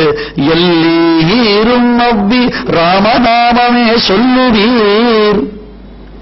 நீங்க எல்லாரும் ராமா ராமா ராமான்னு சொல்லுங்க, சொல்லில் எனக்கோர் சோர்வு இல்லை. நீங்கள் அப்படி ராமனுடைய திருநாமத்தை சொன்னால் எனக்கு சோர்வு உண்டாகல. எங்க ராமனுடைய திருநாமத்தை சொல்லுங்க, ராமனுடைய திருநாமத்தை சொல்லுங்கன்னா அத்தனை குரங்குகளும் கடற்கரையில் உட்கார்ந்து ராம ராம ராம ராமன்னு ராமனுடைய நாமாக்களை சொல்ல ஆரம்பித்தது. ராமநாமத்தை சொல்லித்து என்ன ஆச்சரியம், என்ன அதிசயம் தெரியுமானார். என்ன இதுவரையிலும் இழந்திருந்த சிறைகளை சம்பாதி மறுபடியும் பெற்றான். இதுவரையிலும் இழந்திருந்த சிறைகளை அந்த சம்பாதி மறுபடியும் பெற்றான். உற்சாகம், புத்துணர்ச்சி வந்துருத்து. என்ன விஷயம், எதுக்கு வந்து என்ன நடந்தது? ஆதியோடு அந்தமாக நடைபெற்ற அனைத்து சரித்திரங்களையும் குரங்குகள் சொல்லின. அதுக்கப்புறம் சம்பாதி அப்படி கண்ணை சுருக்கி கூர்ந்து பார்த்தார். எங்க சமுத்திரத்தில் இந்த கரையிலிருந்து, கடற்கரையில இந்த கரையிலிருந்து எதிர்கரைக்கு பார்த்தார். ஏன்னா சம்பாதியினுடைய பிள்ளை, அந்த சம்பாதியுடைய பிள்ளை என்ன பண்ணினா, ராவணன் ஆகாச மார்க்கமாக சீதையை தூக்கிண்டு போகச்சே, அடடா நமக்கு ஒரு நல்ல ஆகாரம் கிடைக்க போறதுன்னு ராவணனை எதிர்த்து போய் இவன் கொஞ்சம் சண்டை போட்டான். அப்புறம் வந்துட்டான், அது சரி போ கிடைக்கல அப்படின்னு போட்டான். அவன் அப்பா கிட்ட சொல்லியிருக்கான், சம்பாதி கிட்ட, அப்பா யாரோ ஒருத்தன் ஆகாச மார்க்கமா போனான், ஒரு பெண்ணை வேற தூக்கிட்டு போயிட்டான், என்ன விஷயமோ தெரியல, நானும் கொஞ்சம் போராடலாம்னு நினைச்சேன், அப்புறம் விட்டுட்டேன்னா. அவன் தான் ராவணேஸ்வரன். அவன் சீதையை கொண்டு போய் லங்கையில் தான் சிறை வச்சிருக்கணும், சீதை லங்கையில் இருக்காளான்னு நான் பார்த்து சொல்றேன்னு சம்பாதி சொல்றது. எங்க இருந்து பார்த்து சொல்றது? 100 யோஜனை விஸ்தீர்ண. ஒரு விஷயம் தெரிஞ்சுக்கோங்க, இப்ப இருக்கக்கூடிய லங்கைக்கும் அதுக்கும் சம்பந்தமே கிடையாது. 100 யோஜனை விஸ்தீர்ண லங்கையில ராவனுடைய பேலஸ் டிஸ்கிரிப்ஷனே இப்ப இருக்கிற லங்கையை விட 3 பங்கு பெருசு. ராமாயணத்துல ராவனுடைய பேலஸ் டிஸ்கிரிப்ஷன் இருக்கு, அவனுடைய அரண்மனையினுடைய வர்ணனை இப்ப இருக்கிற லங்கையை காட்ட நீளமானது, பெருசு. அதெல்லாம் ஏதோ ஒரு வெள்ளங்க திரேதாயுகத்துக்கு அப்புறம் துவாபர யுகம், துவாபர யுகம் அப்புறம் கலியுகம், எவ்வளவு இருக்கு, எவ்வளவு வித்தியாசங்கள் இருக்கு. அது ஏதோ போயிருக்கு, அந்த அதனுடைய பரப்பளவு சுருங்கிட்டே வந்திருக்கு. அடுத்தது அந்த ஐலாண்டு அது நதும்பே வந்திருக்கு. இதெல்லாம் உண்டு, நிறைய இருக்கு. ராமாயணத்துடைய எவிடன்ஸுக்கும் இதுக்கும் பல வித்தியாசங்கள் உண்டு. இருந்தாலும் அங்கே இருக்கு. ஏன்னா அன்னைக்கு ராட்சசர் தான், இன்னைக்கு ராட்சசன் இருக்கான்னு சொல்லிக்கலாம். அதனால ஓகே இல்லையா? ராவண பட்சத்துல சொன்னாலும் சரி, ராஜா பட்சத்துல சொன்னாலும் சரி, அது ஏதோ இருக்கா அப்படின்னு சொல்லலாம். ராஜா பட்சம்னு நான் சொல்றேன், ஜெனரலா சொல்றேன் இல்லையா? எனவே அப்படி இவன் கூர்ந்து பார்க்கிறான். ஏன்னா பறவைகளுக்கு பார்வை கூர்மை அதிகம். இந்த சம்பாதி தான் கூர்ந்து பார்த்து லங்கைக்குள்ள அசோகவனத்துல ஒரு பெண்மணி சோகத்துடன் அமர்ந்திருப்பதை செய்தியாக தெரிவிக்கிறார். இப்ப ஒரு விஷயம் கன்ஃபார்ம்டு. என்ன விஷயம்? இந்த மாதிரி சீதா லங்கையில் இருக்கா என்பது தீர்மானிக்கப்பட்டதான விஷயம். அது முழுக்க தீர்மானம் பண்ணி ஆயிடுத்து, தீர்மானம் நிறைவேறி ஆயிடுத்து. அடுத்தது யார் லங்கைக்கு போறது, இதுதான் கேள்வி. இப்ப யார் லங்கைக்கு போறது? நல்லெண்ண தூதுவரா வேற போகணுமே, அவ போய் இரு நாட்டுக்கும் ஒரு சுகமான உறவை ஏற்படுத்தணுமே. சில பேர் போனாலும் வராத பிரச்சனை கூட வந்துடும். அவ கால் வைக்கிற ராசி அப்படி இருக்கு. இவ வாய முடிந்தாலே நிறைய காரியம் வந்துடும். ஆனா இவள் அனுப்பிச்சு வச்சா யாரு போறது? இது சமுத்திரத்தை கடலை தாண்டி போகணும். ஒரு குரங்கு சொல்லிட்டு நான் 10 யோஜனை தாண்டி வந்து, இன்னொன்னு 20 யோஜனை தாண்டி வந்து, இன்னொன்னு 40 யோஜனை தாண்டி வந்து, அதுக்கப்புறம் இன்னொன்னு 50 யோஜனை தாண்டி வந்து, இன்னொன்னு 100 யோஜனை தாண்டி வந்து. அதுதான் 100 யோஜனை. 100 யோஜனைன்றது ஒரு மைல் கிலோ கணக்கு, அது கிலோமீட்டர் கணக்கு, அது கிலோமீட்டர் மாதிரி. அது 100 யோஜனை நான் தாண்டி வந்து. அப்படியா? Very good very good. அப்புறம் திரும்பி வரதுக்கு யோஜனை பண்ணுவேன். இங்கே நாங்க போயிட்டு அப்புறம் என்ன திரும்பி எப்படி வருது? ஜாம்பவான் பார்க்கிறார். ஜாம்பவான் பெரிய கரடி. ஜாம்பவான்னா வயசானவர். எதனால வயசானவர் தெரியுமா ஜாம்பவானுக்கு? அவர் பெருமை என்னன்னா, பெருமாள் வாமனாவதாரம் எடுத்து ஓங்கி உலகளந்த உத்தமன் திரிவிக்ரமாவதாரம் எடுத்தாரோ இல்லையோ, மண்ணையும் விண்ணையும் அளந்தாரோ இல்லையோ, அப்ப ஜாம்பவான் கழுத்துல ஒரு பெரிய டமாரத்தை கட்டிண்டு டம் டம்னு அடிச்சு, டேய் பெருமாள் திருவடி வருது, பெருமாள் திருவடி வருது, இதுதான் ரைட் ஆப்பர்ச்சுனிட்டி, இப்ப விட்டுட்டு அப்புறம் உங்களுக்கு பெருமாள் திருவடி கிடைக்காத உலகம் முழுக்க எழுப்பினர். அப்ப திருவிக்ரமாவதாரம் என்ன எடுத்து அதுக்கப்புறம் பரசுராம அவதாரம், அப்புறம் ராமாவதாரம். இத்தனை அவதாரம் நடுவில் 3 அவதாரம். அடுத்தது கிருஷ்ணாவதாரத்திலும் இருக்கு, கிருஷ்ணாவதாரத்திலும் இருக்கு. அதுதான் ஜாம்பவான். அவ்வளவு மூதறிஞர் அவர் பார்க்க, நடா பசலா, அந்த காலத்துல நான் கழுத்துல ஒரு டமாரத்தை கட்டிண்டு ஊரெல்லாம் எப்படித்தான் சுத்திரம் தெரியுமா? இந்த காலத்து பசங்களுக்கு பலமே இல்ல. இன் 1942 பெரியவர் இப்ப போக முடியுமா உன்னால? இப்ப யார் சமுத்திரத்தை தாண்டி போறதா கேள்வி தவிர இன் 1947 யாருக்கு தேவை இல்ல, எல்லாம் முடிஞ்சு போகுது. இப்ப உனக்கு சக்தி இருக்கா இல்லையா? இந்த பழமை பேசலாம் பேசாத. இப்ப யாரால முடியும்? யாராலும் முடியாது. எல்லாரும் தங்களுடைய வீர வீர பிரதாபங்களை சொன்னார். ஒருத்தர் மட்டும் இதுல பார்ட்டிசிபேட்டே பண்ணிக்கல. ஒரு ஓரமா உட்கார்ந்தார் ஜாம்பவான் அவர்கள். என்னப்பா நீ என்ன சொல்ற? ஆஞ்சநேய சுவாமி, ஹனுமான். அந்த ஹனுமான் அவர் மார்த்தட்ட வேணாமா, நான் அதை பண்ணுவேன் இதை பண்ணுவேன்னு அவர் ஒண்ணுமே சொல்ல. ஒரு ஓரமா போய் பேசாம உட்கார்ந்துட்டார். என்ன ஹனுமான் நீ ஒண்ணுமே சொல்லலையே? நான் என்ன சொல்ல முடியும்? யார் யாருக்கு சக்தி இருக்கோ அவெல்லாம் தங்கள் பெருமையை சொல்லிக்கிறா. எனக்கு அந்த மாதிரி பெருமை எதுவும் கிடையாது. உனக்கா பெருமை கிடையாது, உனக்கு தான் எல்லாரோட பெருமை இருக்கு. ஏன்னா கடைசியில ராமலட்சுமணர்கள் இந்திரஜித்துடைய அஸ்திர வீரியத்தினால கீழே விழுந்துடுறான். யுத்தத்துல பின்னாடி நடக்க போறது அந்த காரியம். ராமலட்சுமணர்கள் இந்திரஜித்தம் எடுத்த அஸ்திரத்தினால கீழே விழுந்துட்டான். அதுல விபீஷணன், சுக்ரீவன், ஜாம்பவான் இவா 3 பேர் மட்டும் தான் பிழைக்கிறான். இவா 3 பேருக்கு ஒரு சக்தி இருக்கு. அந்த சக்தியினால இவா 3 பேர் பிழைக்கிறான். பிழைச்ச உடனே ஜாம்பவான் தட்டு தடிமாறி எழுந்து உட்கார்ந்து கையை பிடிச்சு தாழ்மா, ஏண்டா ஹனுமான் பிழைச்சிருக்காரா, ஹனுமான் பிழைச்சிருக்காரா கேட்கிறார்.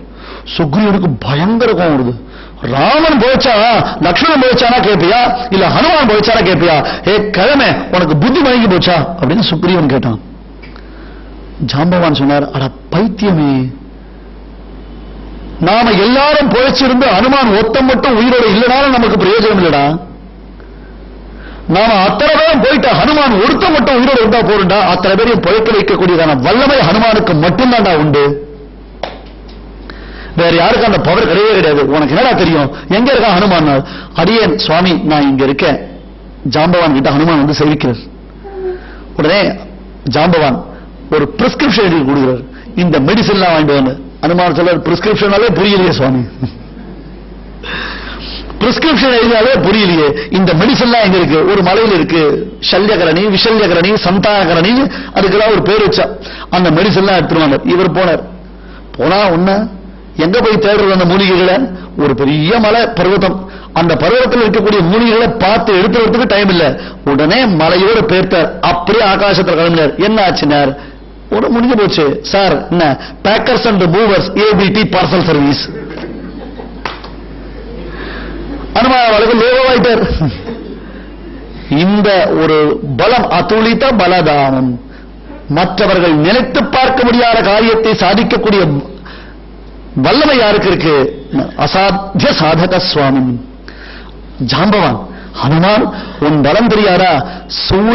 சூரிய தேவனுடைய சிஷ்யன் ஹனுமான் தெரியுமா? ஹனுமான் சூரிய தேவனுடைய சிஷ்யன். எப்படின்னா ஹனுமானுக்கு ஸ்கூல் சேரணும்.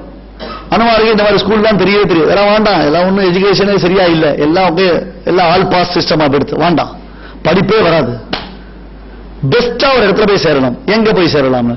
சூரிய தேவன் தான் பெஸ்ட் அப்படின்னாரு. ஓகே, சூரியன் கிட்ட போய் ஹனுமான் கேட்டார், சுவாமி எனக்கு சொல்லிக் கொடுக்கணும். ஏன்பா நான் ஒரு இடத்துல நின்று சொல்ல முடியுமா? என்னால நான் ஒரு இடத்துல நின்றா என்ன ஆகும் உலகம்? என்னால முடியாது.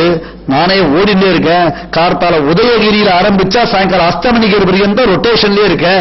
என்னால முடியாது. நீ வேற யாராவது டீச்சரை பார்த்துக்கோங்க. அதெல்லாம் முடியாது. நீர் ஓடுவீரோ உட்காருவீரோ எனக்கு அது தேவையில்லை. நீர் ஓடினே இருக்கணும். பிறகு நான் வந்துட்டே இருக்கேன். நீர் சொல்லிக் கொடுத்துட்டே இருக்கணும். இவ்வளவு சத்தியா கேட்கறியே, சரி உனக்கு கிளாஸ் எடுக்கிறேன். ஹனுமானுக்கு சூரியன் அக்செப்ட் பண்ணார்.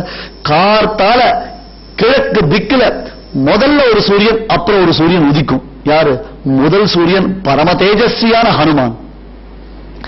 சூரிய சக்கரத்துக்கு எதிர, அந்த சூரிய மண்டலத்துக்கு எதிர அப்படி கை கூப்பிண்டே எதிர நிப்பர். குருவுக்கு எதிர சூரியன் தன் காரியத்தை பார்த்துண்டே அவருக்கு வித்யாபியாசம் பண்ணி வச்ச. கஷ்டப்பட்டு அப்ளிகேஷன் ஃபார்ம் வாங்கின்னு பிளாட்ஃபார்ம்ல படுத்துண்டு ஊர்ல எல்லாம் கடன் வாங்கி அதுங்களுக்கு தலையெல்லாம் பெப்பர் பேனை பிரிச்சு விட்டு நெத்தியில பொட்டு வைக்காம இடுப்புக்கு மேல பாவாடை கொடுத்து அதுங்களுக்கு டேமில் பழக்கம் இல்லைன்னு சொல்லி வச்சு அவ்வளவு தூரம் சோபஸ்டிகேட்டா டப்பர் பேர் குங்குச்சுமை டப்பால பிரெட் டோஸ்ட் போட்டு கொடுத்து அதுங்களை மாறுகால் மார்க்கை ஷூ நாக்கு பிரிஞ்சுற மாதிரி டை கொடுத்து ஸ்கூலுக்கு அனுப்பி என்னடா மார்க்கு ரீமார்க்கு. இவன் ஓடிண்டே படிச்சான் ஐயா. ஹனுமான் வாசிச்சது எப்படி? ஓடிண்டே படிச்சான், ஒரு இடத்துல நில்லாமல். அப்படி சூரியன் கிட்டையே வித்யாபியாசத்தை அடைந்த மகா மேதாவி ஆஞ்சநேய சுவாமி. அது வரையிலும் அவனுக்கு கிளாஸ் நடந்து வரலாம், ஹனுமானுக்கு கிளாஸ் நடந்து வரலாம். அந்த காலத்துல ஆகாசத்துல 2 சூரியன், ஆகாசத்துல 2 சூரியன். ஒரு சூரியன் ஹனுமான், அப்புறம் தான் இந்த சூரியன். அப்படி இருக்கக்கூடிய ஹனுமான் ஒன்னால எரியும் பண்ண முடியாதா? எரியும் சாதிக்கும் வல்லமை பெற்றதாயிற்று. அசாத்திய சாதக சுவாமி அசாத்தியம் தவ கிம்பத, which is not possible to you. எதையும் செய்பவன், எதையும் செய்யும் திறன் பெற்றவன். ஏன்னா ஹனுமானுக்கு அவருடைய பலம் அவருக்கு தெரியாது. மற்றவர்கள் யாராவது அவரை தூண்டிவிட்டால் தான் ஹனுமானுக்கு தன்னுடைய பலம் தெரியுமே தவிர்த்து அவருக்கா அவருடைய பலம் தெரியவே தெரியாது. இப்போ ஒரு வழியா ஜாம்பவான் ஹனுமான தூண்டி விடுறது. நீ மட்டும்தான் போக முடியும், நீ மட்டும்தான் போக முடியும்னு ஹனுமான் ராமனுடைய அனுகிரகம் இற்றை இன்னும் அருளும் எம் கோன் ஏவலும் கற்றைவாறு சிறைகளாக கலுடன் போல் கடப்பல் காண்கின்னர். உங்களுடைய அனுகிரகம் என் ராமனுடைய நியமனம் இவை 2ம் இருக்கும் பொழுது நான் கருடனைப் போல இந்த சமுத்திரத்தை சுலபமாக தாண்டி விடுவேன். ஜாம்பவான் ஆஞ்சநேயா, இவ்வளவு பேர் நான் இருக்கனே, இத்தனை பேர் இருந்தனே, ஆனா ராமன் உன்னையென்றோ தனியாக அழைத்து தன் ராமநாமமான மோதிரத்தை உன்கிட்ட கொடுத்தான். ஜாம்பவான் கிட்ட கொடுத்தானா, அந்தவன் கிட்ட கொடுத்தானா, நீலன் கிட்ட கொடுத்தானா, நலன் கிட்ட கொடுத்தானா, யாராவது ஒரு குரங்கு கிட்ட கொடுத்தானா? உன்னை நம்பித்தான் கொடுத்தான். காரணம் என்னன்னால எம்பெருமான் அனுகிரகம் பெற்றவனால் மட்டும்தான் எந்த ஒரு காரியத்தையும் சாதிக்க முடியும். அது நேரடியாக எம்பெருமானுடைய அனுகிரகம் என்பது ஏற்பட்டிருக்கு. ஆகையால் இப்படி ஹனுமான் தான் மகேந்திரம் என்னும் மலையின் மீது ஏறிக்கொண்டு சீதையை பார்ப்பதற்காக லங்கைக்கு புறப்பட்ட வரையிலும் அந்த செய்தியை சொல்லக்கூடிய காண்டத்திற்கு சுந்தர காண்டம் என்பது பெயர், கிஷ்கிந்தா காண்டம் என்பது பெயர். இதுவரையிலும் கிஷ்கிந்தையில நடந்த சம்பவங்கள், பிறகு கிஷ்கிந்தையிலிருந்து புறப்பட்ட வாரங்கள், அத்தனை பேரும் சேர்ந்து சீதையை தேடுவதற்காக வந்து இப்ப ஹனுமான் மகேந்திர மலையிலிருந்து புறப்படுகிறார் சீதையை தேடுவதற்காக. இதுவரையிலும் வால்மீகி கிஷ்கிந்தா காண்டம் பேர் வச்சுட்டார். இதுக்கப்புறம் வால்மீகிக்கு அடுத்த காண்டம் பேர் வைப்பதில் ஒரு பெரிய கன்ஃபியூஷன் வந்துருது. வால்மீகிக்கு ஒரு பெரிய கன்ஃபியூஷன் வந்துருது. என்ன கன்ஃபியூஷன்? என்ன பேர் வைக்கிறா இருக்கு? பேசாம ஹனுமானுடைய பிரபாவத்தை சொல்றதுனால சுந்தரகாண்டம் முழுக்க ஹனுமானுடைய பலம் தானே, ஹனுமான் செய்த செயற்கரிய சாகசங்கள் தானே வர்ணிக்கப்படுது. எனவே ஹனுமான் பிரபாவத்தை கொண்டாடுவதாக ஹனுமான் காண்டம் என்று பெயர் வைக்கலாமா, இல்ல சீதா காண்டம்னு பெயர் வைக்கலாமா, இல்ல லங்கையில் நிகழ்ச்சி நடப்பதினால லங்கா காண்டம்னு பெயர் வைக்கலாமா? வால்மீகிக்கு ஒரு பெரிய கன்ஃபியூஷன். ஆனா வால்மீகி ஒரு பேரை செலக்ட் பண்ணிட்டார், ஒரு பேரை செலக்ட் பண்ணிட்டார். செலக்ட் பண்ணிட்டாரு, இருந்தாலும் ஒருத்தர்கிட்ட கேட்கணும் இல்லையோ, ஹனுமான கூப்பிட்டார். ஹனுமான் இங்க வா, என்ன விஷயம்? நான் இந்த மாதிரி புக்கு எழுதியிருக்கேன், ராமாயணம். அப்படியா, ரொம்ப சந்தோஷம் சுவாமி, ராமனுடைய சரித்திரம் எழுதியிருக்கிறேன், பெரிய பாக்கியம் இது, பெரிய பாக்கியம் இது. சரி, இவர் பாலகாண்டம் பேர் ஓகேவா? சூப்பர் பேரு. Ayodhya Kandam excellent, Aranya Kandam double okay, Kishkindha Kandam yes I agree. அப்புறம் அப்புறம் பேர் வைக்கலையா? வைக்கல. உங்ககிட்டதான் ஒரு சமாச்சாரம் கேட்கலாம். என்ன? எல்லாம் நீதான் பண்ணின, ஒன்னானத்தான் ராவணன் சீதையுமே ஒன்னா சேர்ந்தா, ஆஞ்சநேயன் மட்டும் இல்லைன்னு சொன்னா ராமனும் சீதையும் மறுபடியும் சேர்ந்திருக்கவே முடியாது. ஆகையால் ஹனுமத் காண்டம் என்று உன் பெயர் வைக்கலாம் நினைக்கிறேன். ஐயோ பேஷா வைங்கண்ணா, இத்தனை நாள் வச்ச பெயரை விட இதான் பெஸ்ட், கரெக்ட். ஹனுமான் ஒரு துளி குதிக்க வேண்டாமா? தம் பேரை வைக்கிறான்னா ஹனுமானுக்கு ஒரு ஆசை வந்து கரெக்ட் நீங்க சொன்னதை செய்யுங்க, அனுமத் காண்டம் வைங்கோ, தப்பேர் ஆஞ்சநேய காண்டம், என் பிரபாவம் தான் முக்கியம், இது மொத்தம் என் பிரபாவம் தான் வியாபிச்சிருக்கு சொல்லுவோன்னு ஹனுமான் சொல். ஐயோ என் பேராவது, எனக்கு என்ன சம்பந்தம் இருக்குதுல? நான் என்ன பண்ண? ராமன் ஒரு பானத்தை அம்பை செலுத்துவதை போல என்னை செலுத்தினான். நான் சீத்தை கிட்ட போனேன், விஷயத்தை தெரிஞ்சிட்டேன், திருப்பி வந்தனே தவிர்த்து இது என் எஃபர்ட்ஸ் ஒண்ணும் கிடையாது சுவாமி, தப்பு தப்பு, என்னை மன்னிச்சிருங்கோ, என் பேர்லாம் வைக்காதீங்கோ, அந்த அளவுக்கு நான் ஒண்ணுமே பண்ணல. அந்த ஹம்பிள்னஸ், ஒன்னும் பண்ணாத பிளக்காலாம் நான் தான் பண்ண புதிக்கிறது, இவ்வளவு பண்ண ஹனுமான், ஐயோ நான் ஒண்ணுமே பண்ணல, என்ன நீங்க அப்படிதான் பெரிய மனுஷன் ஆக்காதீங்க, என்னை விட்டுடுங்க. சரி நீ சொல்லிட்ட, நான் உன்னை கம்பல் பண்ணல. அப்புறம் ஹனுமன், நான் மறந்து போயிட்டேன், உங்க அம்மா அஞ்சனா தேவி நீ வந்தா வர சொல்லி இருந்தா. வால்மீகி மெசேஜ் கொடுக்குறார், உங்க அம்மா நீ வந்தா உடனே வர சொன்னா என்ன போய் அம்மாவை போய் கேட்டுவாங்க. அப்படியா, நான் போறேன் அப்படின்னு அஞ்சனா தேவியை பார்க்கறதுக்கு ஆஞ்சநேயர் போறார். அப்ப வால்மீகி உன் பேரை வைக்கல, வேற என்ன பேர் வைக்கலாம், என்ன பண்ணலாம்? சரி ஹனுமான், நான் ஒண்ணு பண்ணிட்டா சுந்தரகாண்டம் இதுக்கு பேர் வைக்கிறேன், ஓகேவா? ஆமாமா சுவாமி, ஃபர்ஸ்ட் கிளாஸ் நேம் இது. ஏன்னா சுந்தரே சுந்தரி சீதா, சுந்தரே சுந்தரம் வனம்.